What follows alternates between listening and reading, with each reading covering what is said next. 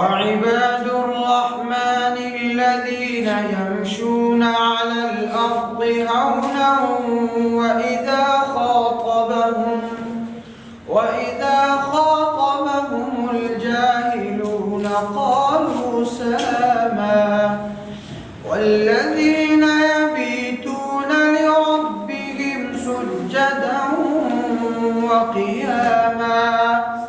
والذين يقولون ربنا اصرف عنا عذاب جهنم إن عذابها كان غراما إنها ساءت مستقرا ومقاما والذين إذا أنفقوا لم يسرفوا ولم